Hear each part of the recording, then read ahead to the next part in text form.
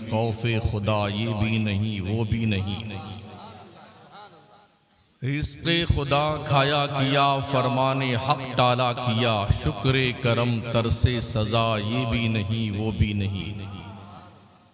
दुरूशी पढ़ लें। अल्लाहुम्मा सल्लि अला सय्यिदिना व मौलाना मुहम्मदिन व अला आलिहि व सहबिहि व बारिक व सल्लिम सलातुन व सलामन अलैका या रसूल अल्लाह अलैका सलातु व सलाम।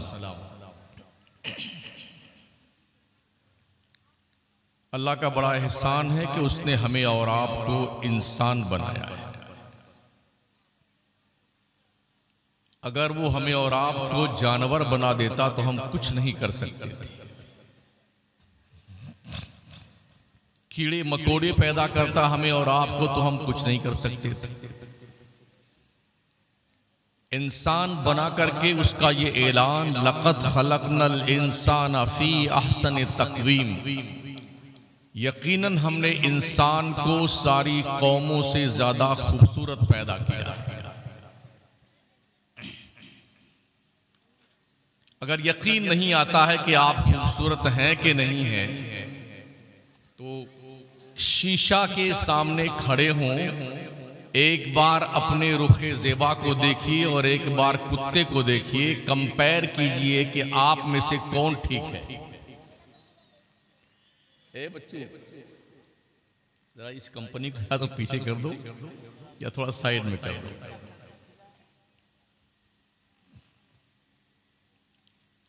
अपने आप को देखिए, गधे को देखिए, वो भी अल्लाह की मखलूक है ना। छोटे मोटे कीड़े जो जमीन पे चलते हैं रेंगते हुए, वो भी अल्लाह की मखलूक है। अल्लाह चाहता तो हमें भी वैसे बना देता, लेकिन उसने हमें और आपको इंसान बनाया और इतना खूबसूरत बनाया है कि जन्नत के हूरो गिलमान भी हमारी खूबसूरती पे रश करते हैं। परियों से ज्यादा खूबसूरत इंसान है। और इसी पे बस नहीं, रब का फरमान आलीशान, वलक़द कररमना बनी आदम, ओ आदम की औलादो, हमने तुम्हें बुजुर्गी का ताज भी अता फरमाया है। और उस पर बड़ा करम अल्लाह का ये कि उसने हमें और आपको मुसलमान बनाया। अगर हम मुसलमान न रहते तो जने कितने खुदाओं के सामने अपनी नाक रगड़ते रहते। कुत्ता, बिल्ली, हाथी, घोड़ा, कांकरोच, चूहा, जमीन, आसमान, आग, पहाड़, दरिया, समंदर, पेशाब, पखाना, जने किस किस के सामने ये पेशानी झुकती और उठती। मगर रब ने हमें मुसलमान बना करके आवारगी तबाह से बचा दिया और इस वकार वाली पेशानी को सिर्फ रब की दहलीज पे झुकने के लायक लाया।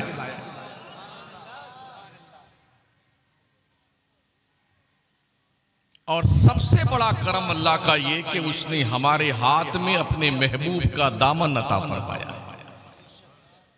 कुंतुम खैरा उम्मतिन उखरिजत लिन्नास तामुरून बिल मारूफी व तन्हौना अनिल मुनकर। जितनी उम्मतें आदम पैगंबर से लेके हमारे हुजूर तक जाहिर हुई दुनिया में, अल्लाह फरमाता उन सभी उम्मतों में से ए मोहम्मद अरबी के उम्मत के लोगों, तुम सबसे बेहतरीन उम्मत हो। क्यों बेहतरीन उम्मत हो? तामरून बिल मारूफ, तुम लोगों को अच्छी बात का हुक्म देते हो, व तन्हौना अनिल मुनकर, बुरी बातों से मना करना। ये हमारी शनाख्त और पहचान है। अगर हम अच्छे उम्मत के शक्ल में हैं तो हमारी जिम्मेदारी है कि हम लोगों को बुराइयों से रोकें और अच्छाइयों का हुक्म दें। ये हमारी जिम्मेदारी है। वरना हम अगर अपने मकसद से फिरते हैं तो गोया कि हमने अपने रब के दिए हुए खैर उम्मत के तमगा को कलंकित करना चाहा। मेरी बात तवज्जो से आप समाअत फरमाए। बिल्कुल एक बार भी कोई नारा नहीं लगाएगा मेरी तकरीर में, सिर्फ सुनना है आपने।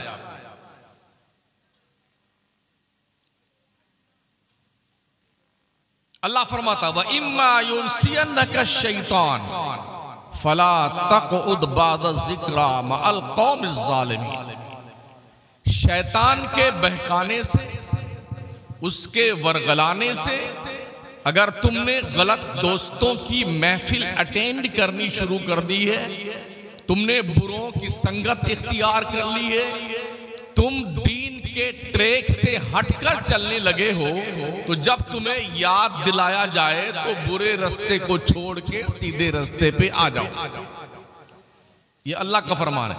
मैं अपने अब्बा की बात नहीं कर रहा हूं, कुरान शरीफ पढ़ रहा हूं।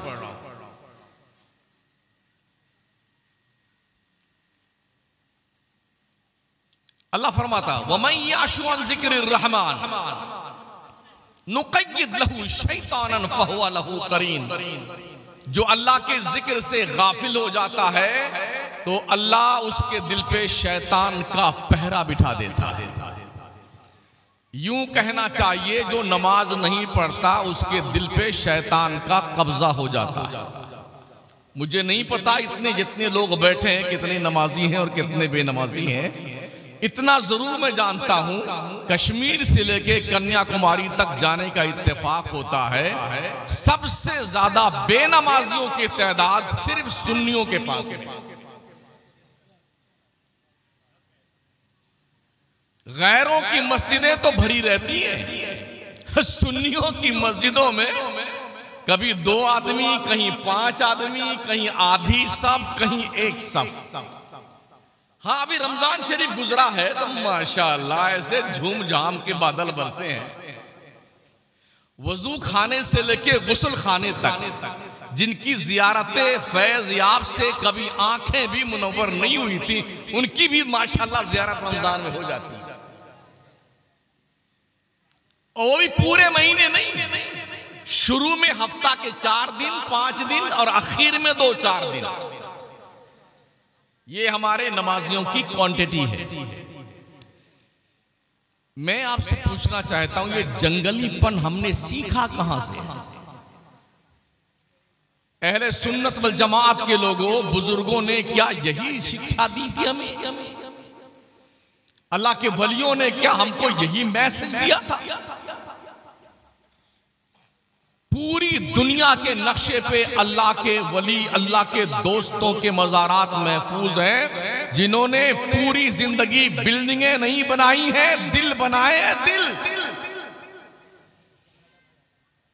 जिन्होंने प्रॉपर्टी नहीं खरीदी है, अल्लाह के बंदों को खुदा की दहलीज पे लाके दिखाया है।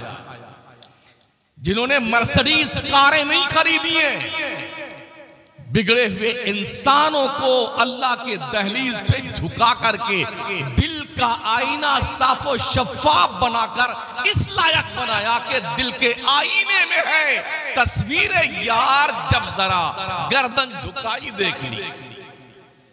अल्लाह वालों ने दिल साफ किए थे। कल के जो पीर थे वो दिल साफ करते थे। आज क्या साफ करते हैं हमसे ज्यादा आप जानते हैं। कल के पीर दिल साफ करते थे। एक ख्वाजा मोइनुद्दीन चिश्ती ने 90 लाख कुफ्र का दिल साफ करके कलमे की रोशनी पैदा की। आज वैसे पीर कहां है?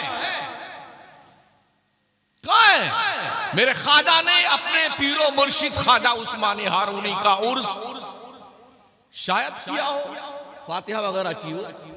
आज तो लाखों करोड़ों वसूल के उर्स किए जाते हैं। जिस कौम की 90% अक्सरियत जाहिल है, जिस कौम के पास स्कूल और कॉलेज नहीं है, जिस कौम के पास यूनिवर्सिटी नहीं है, जिस कौम के पास हॉस्पिटल नहीं है, जिस कौम के अक्सर लोग गरीबी रेखा के नीचे जिंदगी गुजारते हैं, उस कौम को दुनिया ने सिर्फ मजारों पे उलझा रखा है, उर्सों में उलझा रखा है, ताजिए में उलझा रखा है और कव्वाली में उलझा रखा है। कहां खड़े हैं हमारे? आइए अजमेर मोहल्ला में आप मेरे ख्वाजा का एक कमरा बता दो जो मेरे ख्वाजा मोइनुद्दीन चिश्ती ने बनाया। चलिए बगदाद शरीफ, गौसे आजम पीराने पीर रोशन जमीर का हमने कोई मकान नहीं देखा।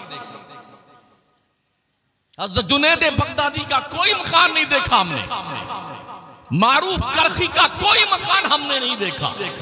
इमाम आज़म अबू हनीफा सबसे बड़े ताजिर और मालदार, उनका भी कोई मकान हमने कूफा में नहीं देखा। आज क्या उलझी हुई हो? इस उम्मीद में नमाजें नहीं पढ़ते हो कि पीर साहब जन्नत में लेके जाएंगे, इतना मारे जाओगे कसम खुदा की शक्लें बिगड़ जाएंगी।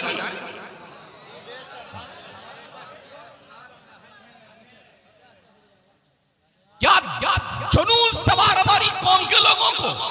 क्या ये नुस्खा सिद्दीक़ अकबर को नहीं पता था? क्या ये नुस्खा उमर फारूक को नहीं मालूम था? वो तो हुजूर के हाथ में मुरीद हुए थे, उनको नहीं पता था। उस्मान गनी को नहीं पता था क्यों रात रात भर सर को सजदे में रख के रोते थे, क्यों अल्लाह का खौफ खा करके। हजरत उमर फरमाते हैं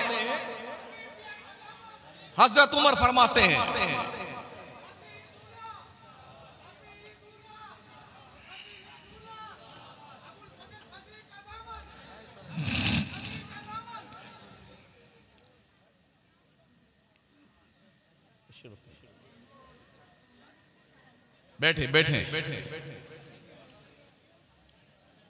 हजरत उमर फारूक आजम फरमाते हैं, अगर नहरे फरात के किनारे खुजली में मुब्तला एक कुत्ता मर गया, उमर को डर लगता है अल्लाह अगर पूछेगा उमर तेरी ममलकत की रियाया में से मेरी एक मखलूक, कमजोर मखलूक खुजली से मर गई, तूने उसकी खबरगिरी न की, मैं अपने रब को जवाब क्या दूंगा? ये हजरत उमर फरमाते हैं, मैं जवाब क्या दूंगा अल्लाह को? आज हम रब को जवाब दे होने से दामन चुरा रहे है। कोई माई का लाल जो ये कह दे मैं मर के अल्लाह की जनाब में नहीं जाऊंगा? है कोई? अल्लाह का ऐलान, कुल इन्नल मौतल्लज़ी तफिर्रून मिन्हु फइन्नहु मुलाक़ीकुम। मुस्तफा तुम फरमाओ, जो लोग मौत से भागते हैं मौत डेफिनेट तुमसे मुलाकात करके रहेगी। और कब्र में ना अब्बा जाते हैं, ना अम्मा जाएंगी, ना बेगम जाएंगी, ना हजरत हुजूर जाएंगे, ना शमसुद्दीन जाएंगे, ना पीर साहब जाएंगे, कोई नहीं। अकेले जाओगे, अकेले अपनी कब्र में। कब्र किसी की ससुराल नहीं है महोदय जी। अगर ऐसा लगता है ना आपको कि कब्र ससुराल है, तो अब तक जो जा चुके हैं जरा उनसे पूछ के आओ, अब्बा हुजूर कैसी तबीयत आपकी है? अभी गर्मी का मौसम है ना, मैं देख रहा हूं माएं बहनें पंखे झल रही बैठी हुई है ना। थोड़ी सी गर्मी हमें बर्दाश्त नहीं है। इस गर्मी में जो मनो मिट्टी के नीचे जिन्हें दबा करके लोग आ जाते हैं, आज तक किसी ने अपने बाप की कब्र में एक हाथ वाला पंखा भी नहीं रखा है, छोटी वाली एसी भी नहीं लगाई, गद्दे भी नहीं बिछाए, और जनाबे वाला एक छोटा वाला कुमकुमा भी नहीं लगाया। हमारे अब्बा हुजूर अंधेरे में कैसे आराम फरमाएंगे? किया किसी ने आज तक? जाओ पूछो मरने वालों से, प्रधान जी और सरपंच साहब, मिनिस्टर साहब, चौधरी साहब और सठियाए हुए सेठ साहब, कैसी तबीयत आपकी है? पूछो मर्दों जाकर के, कब्रों में पड़े हुए लोग खुदा को भूल गए। लोग फिक्रे रोजी में, ख्याल रिस्क है, रज़्ज़ाक़ का ख्याल नहीं, अल्लाह का एहसान भूल गए। जिस रब ने इतना खूबसूरत चेहरा अता फरमाया, आंखें दी, दिमाग दिया, दिल गुर्दा कलेजी दी, अतड़ियां बनाई, इतना खूबसूरत वजूद, हड्डी से सुनने की कुव्वत दी, गोश्त चर्बी का लोथड़ा जिससे हम देखते हैं, और दिमाग से हम सोचते हैं, दिल उसका फैसला करने वाला मॉनिटर होता है। फ्री ऑफ चार्ज दिया है अल्लाह ने, कुछ लिया नहीं। इतना ही कहा है मेरे बंदो, मेरी इन नेमतों का शुक्रिया अदा किया। लई शकर तुम लाजी दन्नकुम, बंदो अगर तुमने मेरा शुक्रिया अदा किया हम तुम्हें और ज्यादा नेमतें देंगे। वलइन कफर तुम इन अज़ाबी लशदीद, अगर तुमने बदमाशी करी, गुंडागर्दी करी, मेरी नेमतों का शुक्रिया ना अदा किया तो सुन लो मेरा अजाब बहुत सख्त है। इन्ना बत्श रब्बिका लशदीद, बेशक तेरे रब की पकड़ बहुत सख्त है। अल्लाह जब पकड़ता है ना, हमने इस उम्र में हजारों को पकड़ते देखा है। जब अल्लाह ने पकड़ की है ना, अरबों पति खरबों पति, अल्लाह की कसम ऐसे अपाहिज बने, एक एक नहीं 2-2 5-5 साल एड़ी रगड़ रगड़ करके पूरा खानदान, पूरे मुल्क और शहर के इमाम, सारे मुअज्जिन, सारे हजरत हुजूर सबसे दुआएं मंगवाई गई। हजरत दुआ कीजिए अल्लाह इसे क्या हो गया। हर जुमा में जामा मस्जिद का मैं इमाम 2-4 पर्चियां जरूर आती हैं कि वो फला साहब मरे जा रहे हैं और उनका ऑपरेशन हो रहा है, अब वो कोमा में चले गए, अब वो बोल है जिसकी मां के लाड़ के अंदर हिम्मत, बचा लो उसका। अल्लाह का एहसान भूलने वाले नमक हराम हो। अल्लाह की रोजी सुबह से शाम तक खाते हो, नाश्ता, दोपहर खाना, शाम का खाना, दिन भर कचर कचर बकरियों की तरह समोसा, कचौड़ी, पकौड़ी खाते जाते हो। अगर अल्लाह तुम्हारा डाइजेस्टिव सिस्टम डिस्टर्ब कर दे, किसी जोधा के अंदर हिम्मत है किसी के पेट का सिस्टम ठीक कर दे। अभी हमने एक वीडियो देखी बेंगलोर की, रमजान शरीफ का एक तखमीना पेश किया। सिर्फ बेंगलोर में मुसलमान रमजान के एक दिन यानी शाम से लेकर के रात के 12 बजे तक 5 करोड़ रुपए का समोसा खा जाता है। कितने का? एक महीने कितना बना? 1.5 अरब रुपए का जो कौम समोसा खा जाए एक महीने में। इसके अलावा तरबूजा, खरबूजा, अंगूर, संतरा, सेब और पकौड़ी और कचौड़ी और रूह अफ़ज़ा का शरबत, ये अलग से माशाल्लाह और सज कर रखा होता है। थाल लगा देते हैं दस्तरखान, तो दुआ मांगना याद नहीं रहता। अरे मुअज्जिन, अरे भी 3 मिनट बाकी हैं, राल टपकती बेगैरत की राल। जबकि मेरे मुस्तफ़ा करीम अलैहिस्सलाम ने इरशाद फरमाया, बंदा अगर इफ्तार के वक्त अल्लाह से दुआ करता है अल्लाह उसकी जायज दुआएं कबूल कर लेता है। लेकिन किसको सूझती है दुआ? जब निगाह रहती है दस्तरखान पर और दिमाग रहता है मुअज्जिन की तरफ, फिर बार बार घड़ी देखता है। ये मुशाहिदा पेश करता हूं मैं, कोई लॉजिक नहीं पेश करता जो बाउंसर जाए। इस तरह हमारा हाल है। 1.5 अरब रुपए का समोसा खा जाने वाली कौम अगर ये 1.5 अरब रुपए की एक यूनिवर्सिटी बना दे, मुसलमान कौम के लाखों बच्चे IAS IPS बन जाए और कौम का मुकद्दर चमक जाए। इस तरफ तवज्जो क्यों नहीं होती? हमारा शऊर इस तरफ क्यों नहीं जाता है? मैं हदिये तबरीक पेश करूंगा। हजरत अल्लामा सैयद जलालुद्दीन अशरफ कादरी मियां दामत फैज़ुकुमुल आलिया कि उन्होंने इस इलाके में एक खूबसूरत इक़दाम अपने वालिद बुजुर्गवार की निशानी को उस हद तक आगे बढ़ाया है जहां तक लोगों की सोच नहीं जा सकती। काम करने वाले पीरों के साथ जुड़ के रहिए, वो किसी सिलसिले का पीर हो, कादरी, चिश्ती, नक्शबंदी, सोहरवर्दी, अबुलोलाई और जनाबे वाला नूरी, अशरफी, रज़वी, कोई भी हो, आप उससे जुड़ के रहे जो काम करने वाला पीर हो। बड़ी हैरत ये भी है कि लोगों ने ट्रेडमार्क अलग बना लिए हैं। हमारी टोपी इस कलर की होगी, उस पीर के मानने वालों की टोपी उस कलर की होगी। क्या जुनून है? अगर मक्का में आने वाला हबशा का बिलाल अबू बकर के साथ खड़ा हो सकता है तो एक पीर का मुरीद दूसरे पीर के मुरीद के साथ क्यों नहीं खड़ा होगा? फारस का आने वाला सलमान फारसी अगर रसूल किरदगार के मस्जिद नबवी में आकर के सुफ़ा के चबूतरे पर अस्हाबे सबा अस्हाबे अशरा यानी कि अशरे मुबशरा के बीच बैठ सकता है तो फिर हमें क्या दिक्कत आ रही? क्या सुन्नियों में 73 फिरके हो गए?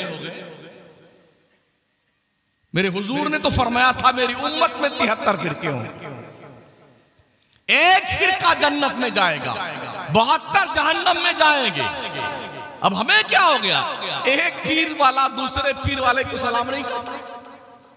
मैं देखी वही बात करता हूं, मैं पूरे मुल्क में जाता हूं, रंग अलग है, जुब्बे का रंग अलग है, कुर्ते का रंग अलग है, टोपी का रंग अलग, अमामे का रंग अलग है।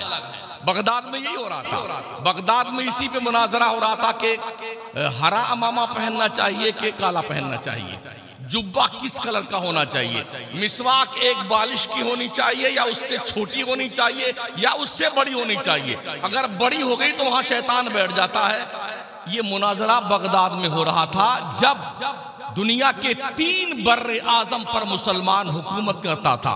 तातारियों ने हमारे कौम की अक्ल की यतीमी देखा, एक बैक अटैक किया और ऐसी बुरी मार मारा मुसलमानों को, मार मार करके मुसलमानों को काट कर उनके सरों के मीनार तामीर किए। अब बेटा मुनाजरा करो, कर लो मुनाजरा। मुसलमानों का सबसे बड़ा कुतुबखाना बगदाद में था, तातारियों ने जला करके पूरी राख दरियाए दजला में डाल दी। दजला का पानी कई दिन तक काले रंग में तब्दील होकर बहता रहा। इतना बुज़दिल हो गया था मुसलमान, इतना बुज़दिल जिसकी हुकूमत 3 बर्रे आज़म पे। रास्ते में कोई तातारी औरत मिल जाती 10, 15, 20 मुसलमानों को, तो वो क्या कहती? तुम लोग यहीं खड़े रहो, मैं घर जाकर के तलवार लेके आती हूँ और तुम सबकी गर्दन मार करके मौत की नींद सुला दूंगी। वो जाती घर से तलवार लेके आती और 10-15 मुसलमान, 15-20 मुसलमान की गर्दन काट करके मौत की नींद सुला देती। उसके जाने आने में जो टाइम लगता, इतना बुज़दिल हो गया था मुसलमान, भाग कर जान नहीं बचा सकता था। जैसे भेड़िया को बकरी देखती जो चुपचाप खड़ी रहती, ये हाल मुसलमानों का। ये दिन क्यों देखे दुनिया ने? हम आपसे इंतशार का शिकार हैं। सूफिया का दर्स क्या रहा है? लोगों का दिल साफ किया जाए। मेरे ख्वाजा मोइनुद्दीन चिश्ती सरकार को ख्वाजा उस्मानी हारूनी ने 20 साल तक अपने साथ रख करके दिल की सफाई करी। 20 साल तक महोदय जी। उसके बाद खिलाफत दिए। आज तो 2 वक्त की दावत कर दीजिए, ये लीजिए खिलाफत।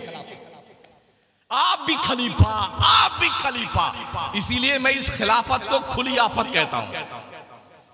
इतने लोग खलीफा हो गए हैं और हर आलिम के नाम के साथ ये स्पेशली जो है लकब डाला, खलीफ है। मतलब ये कि अब ये भी पीरी मुरीदी करेंगे। हर शख्स जो है, जो कोई मरा उसका अब्बा, ये लो नया उर्स शुरू, किसी का बाप मरा फिर नया उर्स शुरू। अरे भाई साहब, हम उर्स करने के लिए नहीं पैदा हुए हैं, उर्स जिसका किया जाता है उसके कहने पर अमल करने के लिए पैदा हुए। मैंने कहीं नहीं पढ़ा कि मेरे गौसे आजम ने अपने पीरो मुर्शिद का धमाका खेज उर्स किया। मैंने कहीं नहीं पढ़ा ख्वाजा मोइनुद्दीन चिश्ती ने अपने पीर ख्वाजा उस्मानी हारूनी का धमाका खेज उर्स किया हो। मैंने इमाम अहमद रजा को पढ़ा, मैंने कहीं नहीं पढ़ा आला हज़रत ने अपने पीर का धमाका खेज उर्स किया हो। आज क्या हो गया हमारे लोगों को? जहां से हिदायत के सोते फूटते थे, जिन खानकाहों से इस्लाम के आबरूमंदाना जिंदगी का चैप्टर दुनिया को पढ़ाया जाता था, आज वहां सब अजीबोगरीब हालात है। हमें बेदार होने की जरूरत है। खानकाहों में बैठे हुए जिम्मेदारों को अपनी जिम्मेदारी का एहसास करने की जरूरत है और मिंबर पे बैठने वाले उलमा को गूंगा बनकर बैठने की जरूरत नहीं। जबान खोलिए और हक की हिमायत में उठिए। कौम गुमराही के दलदल में जा रही है, वहां भी लूट रहा है सुन्नियों को, देवबंदी बर्बाद कर रहा है सुन्नियों को, शिया लूट रहा है सुन्नियों को। आप कब जागेंगे? अल्लाह के नबी सल्लल्लाहु अलैहि वसल्लम फरमाते हैं, जब फितने जाहिर हो और उलमा अपना इल्म जाहिर ना करें, ऐसे आलिम गूंगे शैतान की तरह हैं। यह भी फरमाया गया, जो लोग हक बात नहीं बोलते हैं, कल बरोज़े क़यामत उनके मुंह में जहन्नम के आग की लगाम लगाई जाएगी। यही होगा ना, कुछ लोग हमें बुरा कहेंगे, यही होगा ना, हम मस्जिद से निकाल दिए जाएंगे। अल्लाह ने लूंगा लगना तो बनाया नहीं है, हम मेहनत मजदूरी करके भी खा सकते हैं।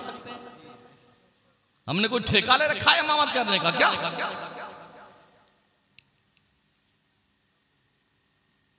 ख्वाजा बंदा नवाज गैसुदराज दक्कन की सरजमीन पर इस्लाम फैलाने गए। बंदा नवाज की हिमायत में महबूब इलाही निजामुद्दीन औलिया ने तकरीबन 22 या 18 सूफिया को उनकी हिमायत में जाता। ये अकेला गया है बंदा नवाज, उसके साथ मिलकर के दक्कन की सरजमीन पर ख्वाजा मोइनुद्दीन चिश्ती के लाए हुए इस्लाम का चिराग रोशन किया जाएगा। कहां बैठे हुए? हमारी आंखें नहीं खुलती। हजरत बहलोल दाना, जिनका मजार हजरत यूशा बिन नून अलैहिस्सलाम के मजार के बिल्कुल पास में है बगदाद में, जो जन्नत बना के बेच रहे थे दरियाए दजला के रेत पर। बहलोल दाना, हारून रशीद उन्हें पागल समझते थे कि दीवाना है, मजनू है, पागल है। एक दिन बुलाया हारून रशीद ने हजरत बहलोल दाना को, कहा बहलोल ये लकड़ी ले जा और पूरे बगदाद में जो तुझको जो बेवकूफ नजर आए ये लकड़ी उसको दे देना। कहा लाइए। लकड़ी लिया और अपने आस्तीन में छुपाया, लेकिन चुपचाप अपने घर आ गए, संभाल के उसे रख दिया। 2-5 साल गुजरने के बाद जब बादशाह के मरने का वक्त करीब आया, हजरत बहलोल को पता चला कि बादशाह जाकनी के आलम में चल रहे हैं, तो मुलाकात करने गए। लकड़ी को अपने आस्तीन में छुपा लिया, लेके गए। अस्सलाम वालेकुम रहमतुल्लाह। वालेकुम अस्सलाम रहमतुल्लाह। कहा अरे बादशाह सलामत, कैसे हैं आप? अरे बहलोल बहुत लंबा सफर है, बड़े लंबे सफर में जाने की तैयारी है। अरे साहब बहुत लंबा सफर है? कहा हाँ बहुत लंबा सफर। तो बहलोल ने कहा हुजूर वाला, तो क्या कुछ खादिम वादिम भेज दिया आपने वहां पे? कुछ घोड़े वोड़े भेजे? उधर नहीं भेजे। कुछ खाने पीने का सामान वहां पर लाद के भिजवाया कि नहीं भिजवाया? अरे बहलोल तो समझता क्यों नहीं है, वहां कुछ नहीं भेजा जा सकता है। अरे बादशाह सलामत, आप दुनिया में कहीं जाते थे 10-15 दिन के लिए, 20 दिन के लिए, तो आपके जाने से पहले 1000 फौजी वहां जाते थे, रास्ता साफ करने के लिए जाते थे, खाने पीने का सामान जाता था, कनीजें जाती थी वगैरह वगैरह। तो 1 महीने के लिए, 10 दिन के लिए जाने पर ये एहतमाम करते थे, और आप फरमा रहे बहुत लंबे सफर में जा रहा हूं, तो कुछ नहीं भेजा आपने, कहां जा रहे हैं? अरे कहा बहलोल मौत का वक्त करीब आ गया है, अब वापस पलट के नहीं आना है। कहा कुछ नहीं भेजा आपने? कहा कुछ नहीं। लकड़ी निकाला, कहा बादशाह सलामत, इस पूरे बगदाद में आपसे बड़ा बेवकूफ मुझे कोई नहीं दिखाई पड़ा। ये लो, ये लकड़ी आपकी अमानत, आपको मुबारक। इसलिए कि जिसे पता है कि ऐसी जगह जा रहा है मरकर, जहां से वापस नहीं आया है, तो उस पगले ने कोई तैयारी ना की हो, तो उससे बड़ा बेवकूफ कौन हो सकता है? आपसे मैं पूछता हूं, वेस्ट बंगाल के लोगों, मालदा के इलाके के लोगों, आपने क्या तैयारी की? आपने क्या तैयारी की है? मरने के बाद जो तुम्हारी कब्र है ना, उस कब्र में रोशनी का तुमने इंतजाम क्या किया? क्या एहतमाम किया है आपने? ये बहलोल दाना एक दिन बाजार में खड़े हुए लकड़ी लेकर के आड़ी तेरी लकीर खींच रहे थे। हारून रशीद गुजरे, कहा अरे बहलोल क्या कर रहा है? हजरत बहलोल ने कहा कि अल्लाह के बंदों का अल्लाह से समझौता करवा रहा हूं। कहा क्या बात बनी? कहा अल्लाह तो समझौता करने को तैयार है, बंदे नहीं मान रहे। कहा अच्छा। 2-4 महीना गुजरा तो बगदाद के कब्रिस्तान में बहलोल जो है लकड़ी लेके लकीर खींच रहे थे। फिर गुजरे हारून रशीद, कहा बहलोल यहां क्या कर रहे हो? कहा बादशाह सलामत, जगह बदल गई है, वह काम वही है। उस दिन भी हम अल्लाह से बंदों का समझौता करवा रहे थे, आज भी अल्लाह का बंदों से समझौता करवा रहे हैं। कहा क्या बात बनी? बहलोल ने कहा अब तो बंदे तैयार हैं समझौता करने को, अल्लाह नहीं मान रहा है। इससे पहले कि तुम्हें मौत आए तैयारी कर लो अपने कब्र में रोशनी के इंतजाम की। और वहां कोई नहीं जाता। अगर कोई एक भी आज तक गया हो, रेफरेंस दीजिए मुझे। एक कहानी सुनाई जाती हमारे यहाँ, हमारे सुन्नियों के यहाँ। गौस पाक का एक धोबी था, जब वो मर गया ना तो उसकी कब्र मुनकर नकीर आए और उन्होंने पूछा मन रब्बुक का? गौस पाक का धोबी। कहा मां दीनों का? गौस पाक का धोबी। कहा मां कुंता तकूल की हाजिर का? गौस पाक का धोबी। इस कदर झूठी रिवायतें हमारे उलमा बयान करते हैं, सरासर कुरान और हदीस के खिलाफ बातें हैं। बोले गौस पाक कब्र में आए और नकीरैन को झड़क दिया। क्या जुनून है?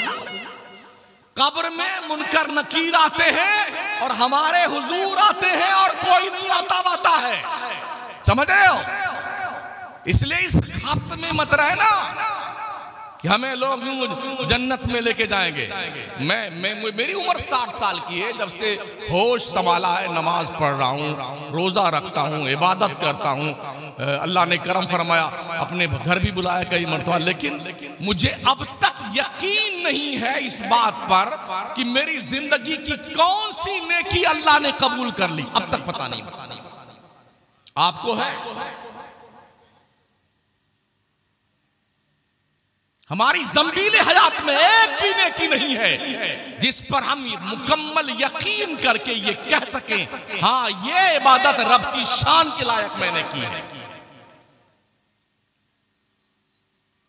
फिर भी हो इंशाअल्लाह हम ही जन्नत में जाएंगे। तेरे बाप की जागीर है जन्नत।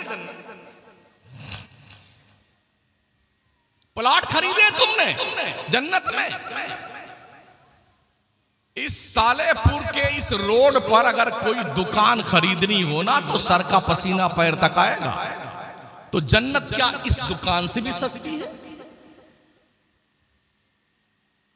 हम ही जन्नत में जाएंगे। ना जुम्मा का पता बेटे के पास, ना पंज वक्ता नमाज का पता, ना हलाल हराम की तमीज। आंखें आवारगी का शिकार हैं, जुबान पे गाली चुगली गीबत बुराई खुराफात हरामखोरी हरामकारी बदकारी बदनिकाही। जन्नत में जाएंगे। शक्ल देखी आईने में। आओ सुनो हजरत उमर फारूक आजम क्या कहते हैं। ये वो उमर है जिनकी शान में कुरान की आयतें उतरी हैं, जिनकी राय के मुताबिक अल्लाह ने कुरान में आयतें उतारी हैं और जिनकी शान में आका फरमाते हैं लौ काना बादी नबिया लकाना उमर इब्न खत्ताब। अगर मेरे बाद कोई नबी आना पॉसिबल होता उमर नबी बन के आता, जिसकी नेकियां आसमान के सितारों के बराबर।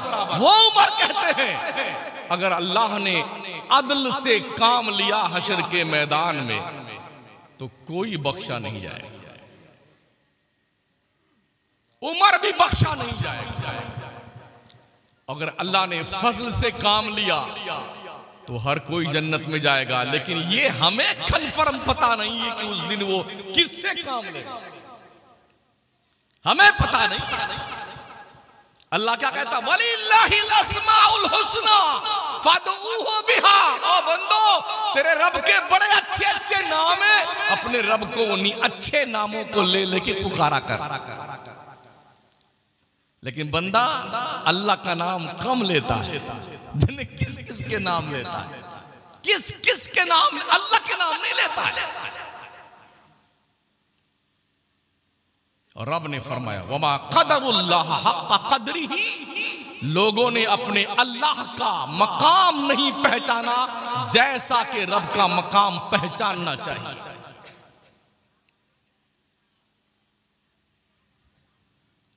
लोगों को अगर जन्नत का टिकट दे, कसम खुदा कलेजा फाड़ के निकालेंगे, है ना। इस्लाह कौन करेगा? जिब्रील, मिकाईल। अब तो जनाब जिब्रील नहीं आने वाले, इजराइल आएंगे। यूं दबोचेंगे शराब वत्तक़ू यौमन तुरजऊना फीही इलल्लाह, बंदे डर उस दिन से जिस दिन तेरी पेशी तेरे रब के दरबार में। अल्लाह के दरबार में बात करने की जुर्रत किसी की होगी? उठाइए ना कुरान। अल्लाह फरमाता है सूरह नबा शरीफ में, यौम यक़ूमुर रूह वल मलाइका सफ़्फ़न ला यतकल्लमूना इल्ला मन अज़िन लहुर रहमान व क़ाला सवाबा। ओ दिन भर अखबार चाटने वालों, लिए मोबाइल बैठ के पगलाए फिरने वालों, कुरान पढ़ा करो, कुरान समझा करो। तेरा रब तुझसे कहता क्या है? हश्र के मैदान में जिब्रील, रूहुल अमीन, मलाइका, ये सारे कांपते होंगे डर के मारे। अल्लाह से बात करने की जरूरत ना होगी। हमारी औकात क्या है? हमारी हैसियत क्या है भाई साहब? हम पगलाए फिर रहे हैं। जुम्मा गायब, हाँ जन्नती हम हैं। नमाज़े पंजगाना का पता, हम जन्नत में जाएंगे। दिन भर बैठा गप्पे बेटा लड़ाएगा, हाँ जन्नत में जाएंगे। फुटपाथ की दुकान समझा जन्नत।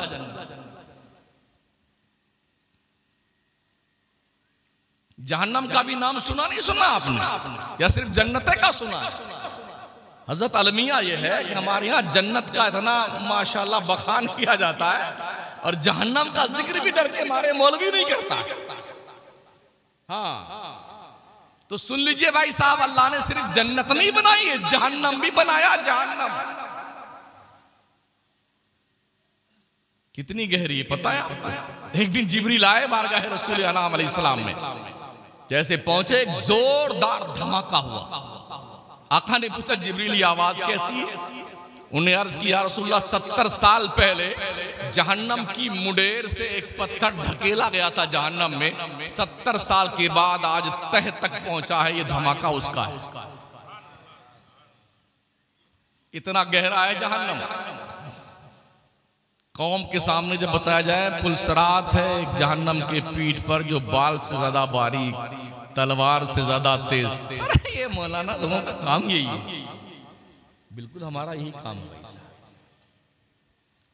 उस दिन तुम्हें एहसास होगा जब कुछ बचेगा नहीं तुम्हारे पास।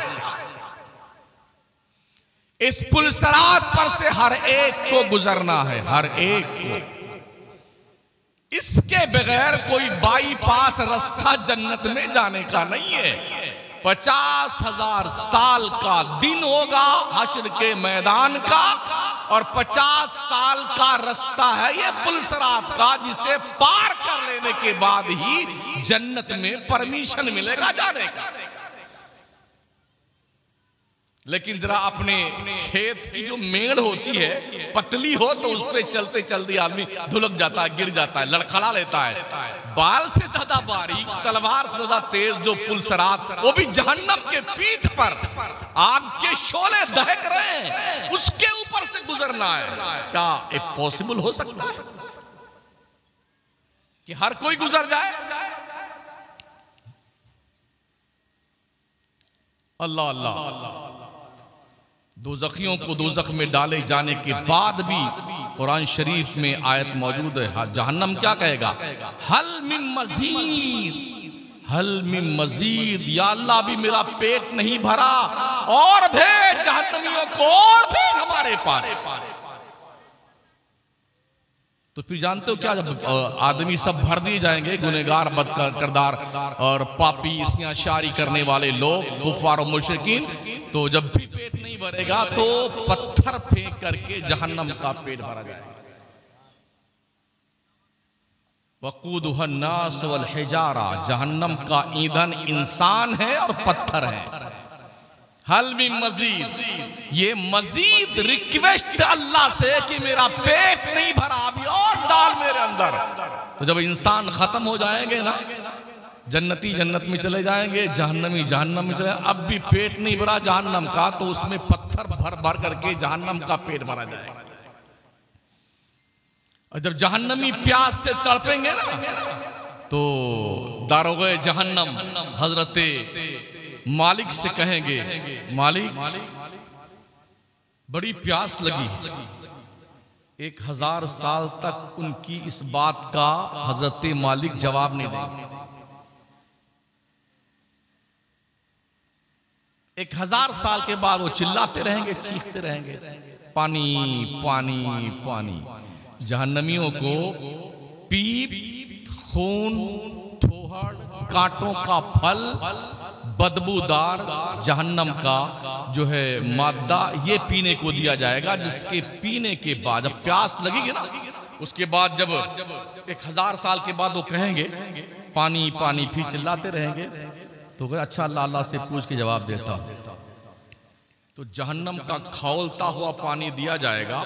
जब उसको पीने के लिए अपने मुंह के करीब लेके आएंगे, तो चेहरे का गोश्त सड़ करके, गल करके उसी प्याले में गिर जाएगा। मजबूरन फिर भी वो बंदा उसी पानी को पिएगा। जन्नत के तस्वुर में गुम रहने वालों, ये जहन्नम है। हमारे हुजूर ने फरमाया, मैंने शबे मेराज में जहन्नम में सबसे ज्यादा औरतों को देखा है। जब साहबा ने पूछा, या रसूलल्लाह औरतें ज्यादा जहन्नम में क्यों हैं, तो हुजूर ने फरमाया कि ये अपने शौहरों की नाशुक्री ज्यादा करती, अपने शौहरों की खिदमत नहीं करती। इस बुनियाद पर औरतों को ज्यादा जहन्नम में हुजूर ने देखा है। एक जहन्नमी का ये शोल्डर कितना चौड़ा होगा पता है आपको? इस शोल्डर से लेके इस शोल्डर तक चौड़ाई कितनी होगी? 56 इंच का सीना सुना तो जरूर हमने नापा नहीं।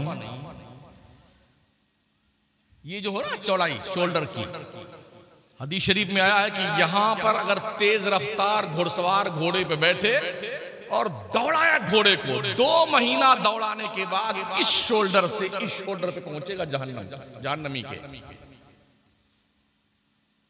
कितना चौड़ा होगा वजूद इंसान का जहन्नमी। ये दांत है ना, दांत, हदीस शरीफ में आया है कि जहन्नमी का एक दांत उहुद पहाड़ के बराबर होगा। पता है उहुद पहाड़ कितना बड़ा है? 15 किलोमीटर में फैला हुआ है। 32 दांत को मल्टीप्लाई कीजिए 15 किलोमीटर से, कितना हिसाब बनता है? मेरा मैथ कमजोर है, आप जोड़ लीजिएगा। 15 किलोमीटर का एक दांत, 32 दांत को सेट कीजिए 15 किलोमीटर के हिसाब से, कितना लंबा चौड़ा एरिया उगलेगा दांत। और फिर जिस जबड़े में वो दांत फिट किया जाएगा, वो कितना बड़ा जबड़ा होगा इंसान। ये होंठ लटक करके नाफ के नीचे आ जाएगा जहन्नमी का। और जब जहन्नमी को जहन्नम में डाला जाएगा ना, और ये चमड़ा जो है ना, चमड़ा, ये चमड़ा 1000 मीटर का मोटा कर दिया जाएगा। बहुत पतला ना हमारा चमड़ा, ये 1000 मीटर का मोटा चमड़ा कर दिया जाएगा। फरमाएगा जब चमड़ा जल जाएगा, चमड़ा जल जाएगा ना, तो अल्लाह फरमाता कुल्लमा नदिजत जुलूदुहुम बद्दलनाहुम जुलूदन गैरहा लियज़ूकुल अज़ाब। चमड़ा जल जाएगा तो फिर हम फिर नया चमड़ा उसे दे देंगे, ताकि इसको इसके गुनाहों की सजा का हिसाब दिलाया जाए और इसे अजाब चखाया जाए।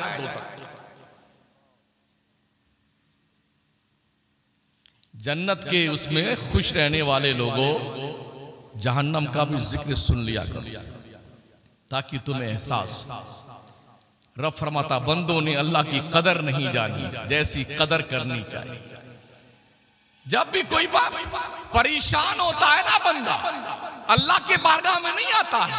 इमाम साहब कोई तावीज़ बना दीजिए, अरे पीर साहब कोई पलीता दे दीजिए। पलीते से मुश्किल ठीक होती ना तो सब पलीते लेके बैठे रहते हैं। कुछ नहीं होने वाला। पलीती पुलीता से कान खोल के सुन लो। मुश्किलें अल्लाह डालता है, आसानी भी अल्लाह ही डालता है। परेशानी भी अल्लाह देता है, आसानी भी अल्लाह देता है, बीमारी भी अल्लाह देता है, शिफा भी अल्लाह देता है। उससे तो मांगते नहीं है कि पलीता बना दीजिए। हाँ पलीता बनाने वाले भी इतने लोग बैठे हुए हैं हर गली कूचे में। 51 रुपए से लेकर के 51,000 रुपए तक। हम भी पूरे मुल्क में जाते हैं, कश्मीर से लेके कन्या, इतने बड़े बड़े बाबा बैठे हैं 51,000 तक। और ऐसा फलसफा समझाएंगे, एक काम करना, नौचंदी जुमेरात को आना, काला धागा ले आना, एक जिंदा मछली ले आना और आधा मीटर काला कपड़ा ले आना और क्या लगेगा हजरत?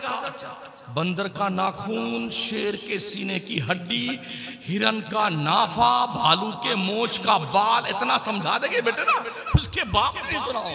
अरे बाबा कहाँ मिलता का? 100 मिलता, पैसा दीजिए ना। 10,000 टिका दिया बाबा को। अब बनाता है उल्टी सीधी लकीरें खींचेगा। अब लेके मछली पहुंची उन नौचंदी जुमेरात में। सास को कब्जा करना है, बहू के कब्जा करना है, शौहर को कब्जा करना है। अल्लाह की बंदियां ज्यादा फंसती जाल में। तो उसके मुंह में ताबीज रखा, बंद किया, ऐसा लपेटा लुपोटा। 12 बजे रात को जाना, जैसे ही 12 बज के कुछ मिनट हो तो पुरानी कब्र खोदना, एक हाथ उसी में इस मछली को गाड़ देना और दफन कर देना। चुपचाप पलट के आना, पीछे मुड़ के नहीं देखना। उसका बाप नहीं देखे, डर के मारे। आप घर में बैठे, या अल्लाह 1 महीना हो गया कुछ नहीं पता चला, या अल्लाह 2 महीना हुआ मछली सड़ भी गई होगी, कुछ पता नहीं चला। ना सास कब्जे में आ रही है, ना बहू कब्जे में आ रही है, ना शोहरे नामदार कब्जे में आ रहे हैं। रोज धुनाई कर रहे। अब वो किसी से कह भी नहीं सकती है सर। घर में कह 10,000 दे के आओ बाबा को तो फूटी जा। अब बाबा के तो बन गए मजे, माशाल्लाह 10,000 आ गए। ये हाल है। ओ लोगों, अपनी मुश्किलों को हल करने के लिए अल्लाह की चौखट पे आओ, अल्लाह की दहलीज से करम पे आओ। ख्वाजा मोइनुद्दीन चिश्ती ने भी अल्लाह ही का चौखट बताई थी, गौस पाक ने भी अल्लाह ही की चौखट बताई थी, मखदूम सिमना ने भी अल्लाह ही की चौखट बताई थी, शेख अलाउल हक पंडवी ने भी अल्लाह ही की चौखट बताई थी। क्या जरूरत पड़ी थी यार सिमना की हुकूमत को लात मार करके सहरा नवर्दी करते हुए पंडवा की जमीन पे आके कछौजा जा करके वहां पर पड़ जाना? क्या काम था उनका? बादशाह तैयार होता,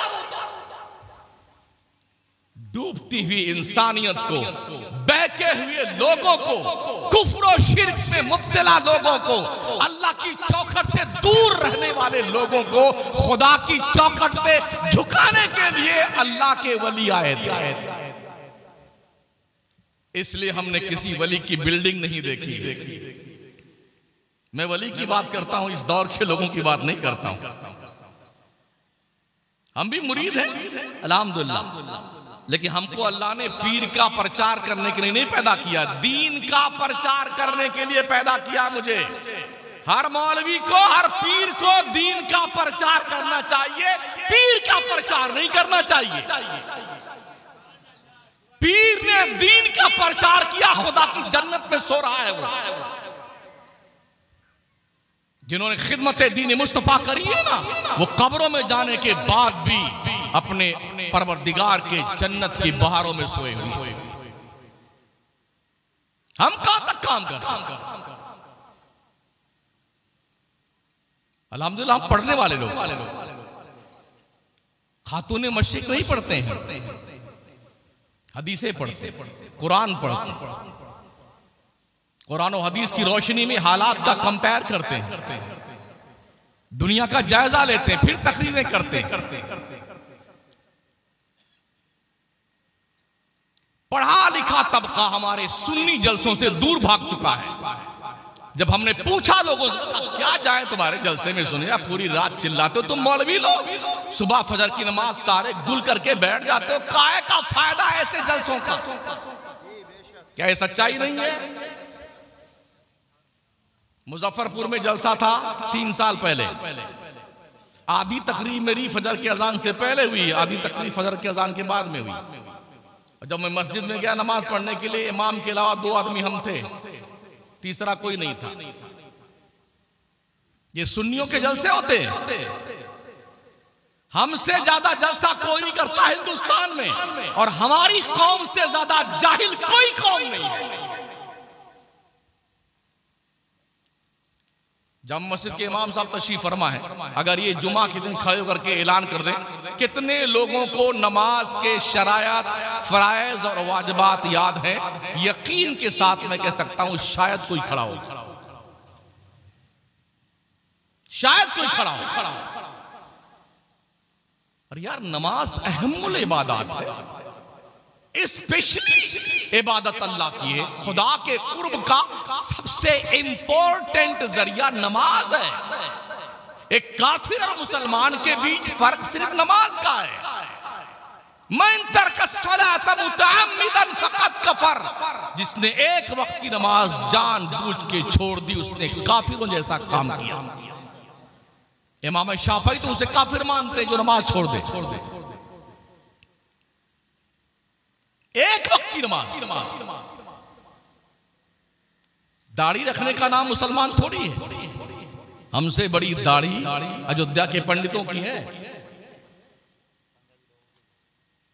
हमारे मनमोहन सिंह थे ना प्रधानमंत्री भूतपूर्व, बहुत लंबी चौड़ी दाढ़ी थी उनकी। कुर्ता पैजामा पहनने का नाम मुसलमान है, हमसे अच्छा कुर्ता नेताजी लोग पहनते हैं। टोपी लगाने का नाम मुसलमान है, मोदी जी भी कभी कभी बहुत लंबी लंबी टोपी लगा लेते हैं। मुसलमान किसे कहते हैं? लफ्ज़े मुस्लिम की मीनिंग सरेंडर हो जाना अल्लाह रसूल के सामने। सरेंडर हो जाओ, अपनी ख्वाहिशात को अल्लाह रसूल के फरमान के सामने कुर्बान कर दो, इसका नाम मुसलमान है। जिसके जी में आ रहा वो शराब पी रहा, जिसके जी में आ रहा भाइयों का हक छीन के खा रहा है, लफड़े पे लफड़े करता जा रहा है। किसी के खेत में गन्ना लगा हुआ चला जा रहा है, दो तीन तोड़ लिया, जैसे इसके बाप ने लगाया था, वो चूसता हुआ जा रहा है।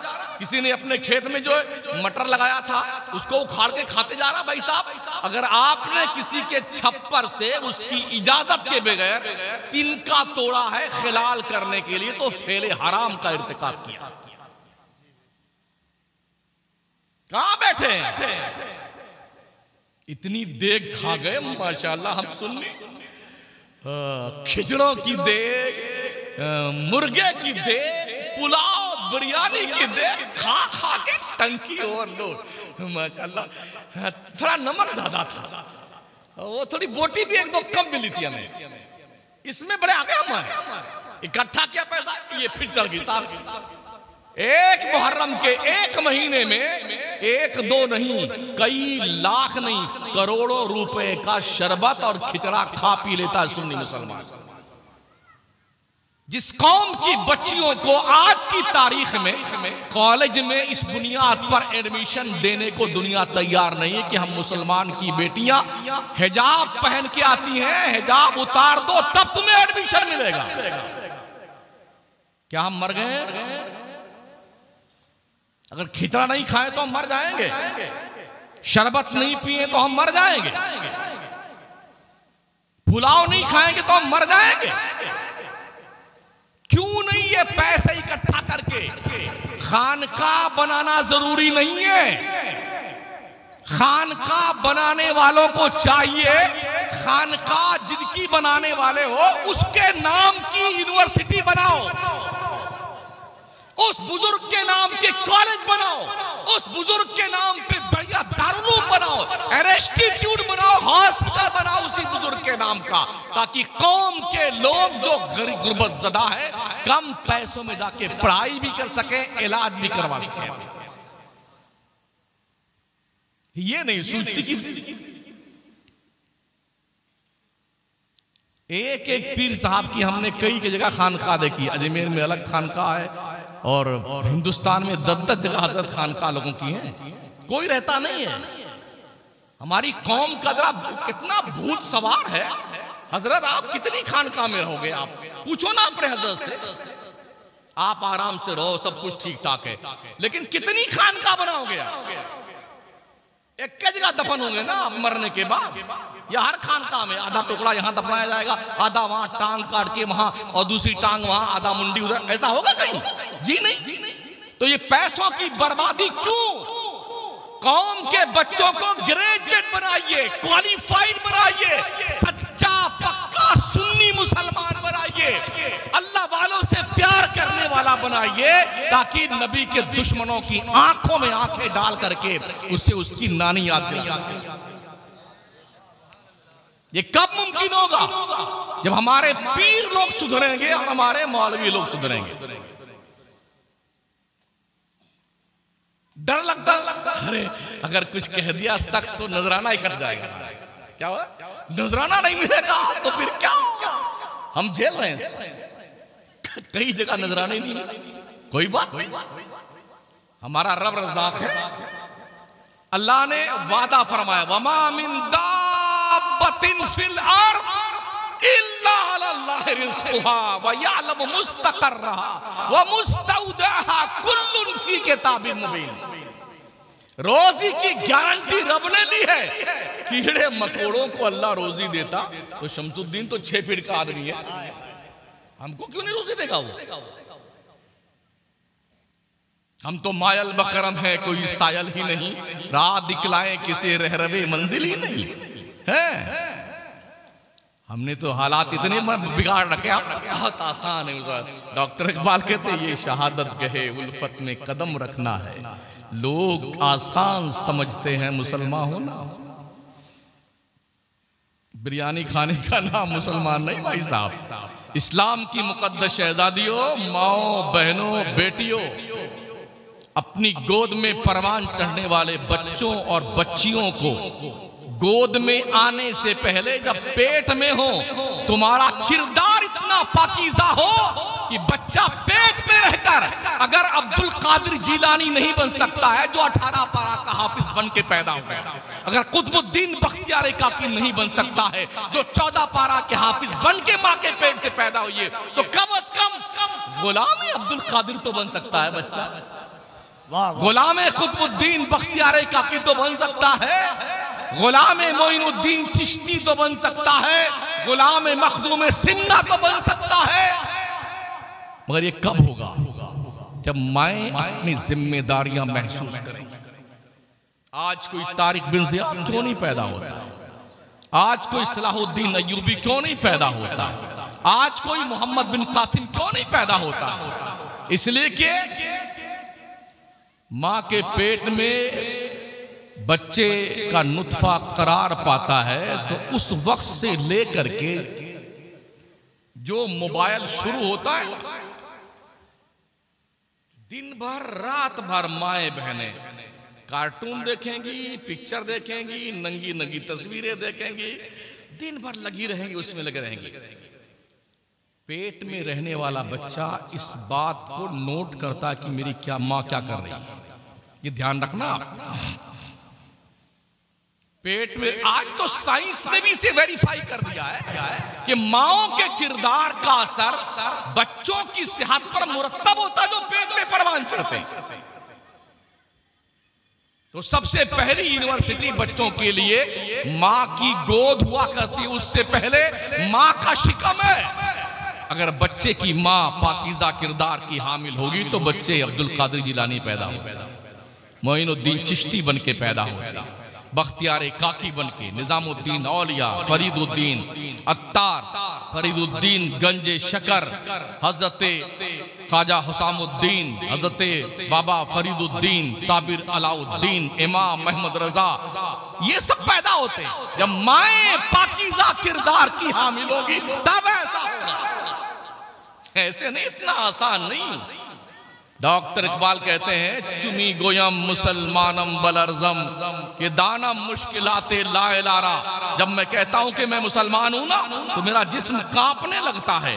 मुझे पता है कलमा पढ़ लेने के बाद एक मुसलमान की जिम्मेदारी क्या है। हमने जिम्मेदारियां भुला दी, जिम्मेदारियां भुला दी। बहुत सारे उलमा भी हमसे नाराज, बहुत सारे पीर भी हमसे नाराज, लेकिन मेरी इतनी अपील उनसे है, आप बैठ के मुझसे बात तो करो। हम गलत क्या कहते हैं? हर सुन्नी सही उल अकीदा पीर हमारे सर का ताज है, लेकिन अगर शरीयत के खिलाफ कोई पीर जाएगा तो हम ऐसे पीर साहब को पीर साहब नहीं मानते। सीधी सी बात है। लोग पीरों को देख करके, उलमा को देख करके रास्ते तय करते हैं। अगर हम खुद नमाज नहीं पढ़ेंगे तो हमारी तकरीर में कोई असर हो सकता है? कुछ लोग हैं ना वारसी सिलसिले के, ख्वाजा सरकार वारिसे पाक रहमतुल्लाह अलैह, वो मर्दूद को नमाज नहीं पढ़ते। क्या कहते हैं? अरे वारिस पाक नमाज ही नहीं पढ़ते थे। तूने देखा नमाज नहीं पढ़ते थे। बेनमाजी वली नहीं हो सकता है, कान खोल के सुन लो। दड़मुंडा वली नहीं हो सकता है, जाहिल वली नहीं हो सकता है, शराबी कबाबी अय्याश वली नहीं हो सकता है। ऐसे कितने पाखंडी फटीचर। अभी था वो एक नासिक के इलाके में, उसने कहा हम 150 साल तक जिंदा रहेंगे। 400 करोड़ रुपए का मालिक था हजरत खरीब चिश्ती। यूट्यूब पे है, देख लीजिए। हिंदुस्तान का था भी नहीं, हमारे मुल्क का, अफगानिस्तान से आया। 400 करोड़ रुपए, औरतों के बीच नाचता था वो। हमारे ख्वाजा की चौखट में लीजिए काजू खाइए, बादाम खाइए, तो लोग कसम खुदा की इतना पहुंचेला वली आ गया। काजू खिला देने से वली हो जाता है, यूं करके बादाम खिलाने से वली हो जाता है। अरे मियां पूछो उस अब्दुल कादिर जिलानी से जिसने 40 साल इशा के वजू से फजर की नमाज पढ़ी है। नारे तकबीर, नारे रिसालत, इस्लाहे मुआशरा कॉन्फ्रेंस। पूछो उस मोइनुद्दीन चिश्ती से जिसने 70 साल तक ये पीठ जमीन पर सोने के लिए नहीं लगाई, तब विलायत का मंसब मिलता। भाई साहब इंतकाल होता है तो पेशानी पे तहरीर लिखी हबीबुल्लाह माता फी हुब्बिल्लाह। इधर मोइनुद्दीन चिश्ती का इंतकाल हुआ, रब के फरिश्ते ने उनकी पेशानी पे लिखा अल्लाह का दोस्त अल्लाह की मोहब्बत में इंतकाल कर गया। हमने बड़ा आसान समझ लिया है, 2 दिन की फतियां दिला दो और जन्नत में जाएंगे। 11वीं का मुर्गा पका लिया वो जन्नती चलेगा। मुहर्रम आया खिचड़ा बना के खा लिया वो जन्नती है साहब। हाय हाय हमारी कौम के लोगों तुम्हें हो क्या गया है? क्या हो गया है?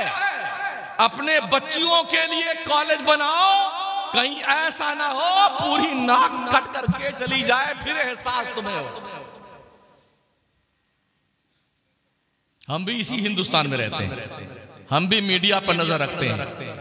हर 1-2 दिन के बाद किसी न किसी पेपर में ऐसी न्यूज मिल जाती है किसी मुस्लिम खातून ने भागकर किसी गैर से शादी करी, 4-5-6 महीने के बाद उसकी लाश के 4-5 टुकड़े करके किसी दरिया में फेंक दिया गया। आए दिन का ये 20 लाख मुस्लिम बच्चियों ने इस तरह भाग करके गैरों से शादियां रचाई। कुछ तो कोठों पे बेची गई और कुछ को ऐसा काट करके मार करके दरिया कीचड़ और जी झाड़ी में नदी में तैरा दिया गया। फिर भी आंखें नहीं खुलती। कॉलेज छोड़ने भी जाया करो अपने बच्चियों को और लेने भी जाया करो, ठीक है ना? और उनकी चैटिंग को भी चेक करते रहा करो, नोटबुक्स भी देखते रहा करो, कहीं रॉन्ग नंबर तो नहीं जा रही। अपने लड़कों के भी और अपने बच्चियों के भी। कहीं ऐसा ना हो कि इतनी दूर गाड़ी निकल जाए जहां से रिवर्स करना मुश्किल। हमारे उस्ताद गिरामी वकार कुछ दुआ तावीज का भी काम करते हैं, कुछ नहीं लेते होते वो। एक बहुत बड़े डॉक्टर साहब आए तो ऐसा रो रहे थे जैसे कोई बच्चा नहीं रोता है। मैं भी इत्तेफाक में बैठा हुआ था। जब उनकी दास्तानी जिंदगी शुरू हुई, अरे हमने कहा बोलिए सही है क्या करते रहोगे? कहा हजरत कोई पलीता बना दीजिए, मेरी बेटी जो है वहाँ मुस्लिम यूनिवर्सिटी में पढ़ती और पंजाबी के साथ शादी करके भागना चाहती।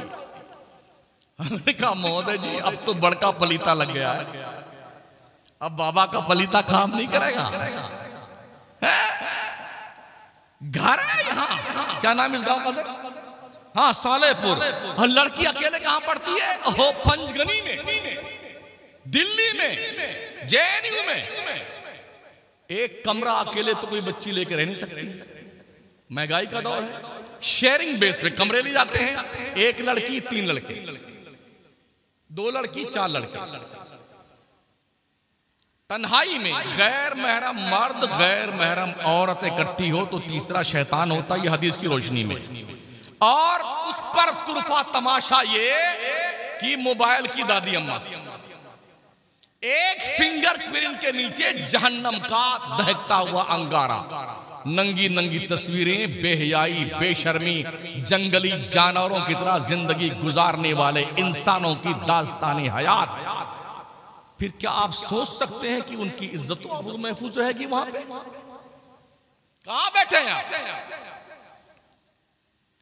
इसलिए हर इलाके में ओ सुन्नियों, अगर तुम्हारे कान के पर्दे नहीं फटे हैं ना तो पैसे इकट्ठा करके इंग्लिश मीडियम स्कूल खुद के खोलो, अपनी कॉलेज बनाओ, अपने यूनिवर्सिटी बनाओ, जहां पर इज्जत आबरू के साथ हिजाब में रह करके आपकी लाडली शहजादी, आपकी बहन वहां पर दीन और दुनिया दोनों की तालीम हासिल कर सके। कर्नाटक के इलाके में जब मैं गुलबर्गा शरीफ हाजिर हुआ, हजरत हमने हिंदुस्तान भर में सबसे ज्यादा हिजाब में गुलबर्गा की मुस्लिम औरतों को देखा। कॉलेज में पढ़ने वाली बच्चियां 90% बुर्का पहन के जाती। आप ये भी हैरत करेंगे, हमने और भी बहुत सारे बड़े बड़े शहरों और छोटे शहरों में देखा है, कॉलेज में स्कूल के गेट के सामने 50 भेड़िए, कुत्ते, दरिंदे मोटरसाइकिल लेके घूमते रहते हैं। हमने वहां पर किसी कॉलेज के सामने किसी एक बच्चे को नहीं देखा। छुट्टी के टाइम, इंटरवल के टाइम, सुबह जाते वक्त हमने किसी नौजवान बच्चे को वहां मडलाते नहीं देखा। ये फिक्र पैदा करने की जरूरत है, ये शऊर जागरूक करने की जरूरत है। ये शुरुआत हमें अपने घर से करनी होगी। हमें अपने बच्चों को दीनदार बनाना होगा, उससे पहले हमें खुद दीनदार बनना होगा। अल्लाह क्या फरमाता, उठाइए कुरान शरीफ 17वां पारा, वामुर अहलका बिस्सलाति वस्तबिर अलैहा ला नसअलुका रिज़्क़ा नहनु नरज़ुकुक वल आक़िबतु लित्तक़वा। ओ लोगो, तुम अपने घर वालों को नमाज पढ़ने का हुक्म दिया करो और तुम खुद भी नमाज पढ़ते रहा करो। ऐसा नहीं कि सिर्फ हुक्म ही जारी करो, तुम खुद भी नमाज पढ़ते रहा करो। हमने तुम्हें रोजी कमाने के लिए नहीं पैदा किया है। अल्लाह कहता हम तुम्हें रोजी देंगे, नहनु नरज़ुकुक, हम तुम्हें रोजी देंगे, वल आक़िबतु लित्तक़वा, तुम परहेजगार बनो। बाबा फरीद एक मुरीदा थी, आजकल के पीर नहीं थे वो, मैं उस जमाने के पीर की बात करता हूं जिसकी मां ने शक्कर का लालच देके अपने बेटे को खुदा की चौखट पे लगाया। मैं उस पीर की बात करता हूं। बेटे से मां ने कहा बेटे नमाज पढ़। बेटे ने कहा अम्मी नमाज पढ़ने से क्या मिलेगी? माँ ने कहा शक्कर मिलेगी।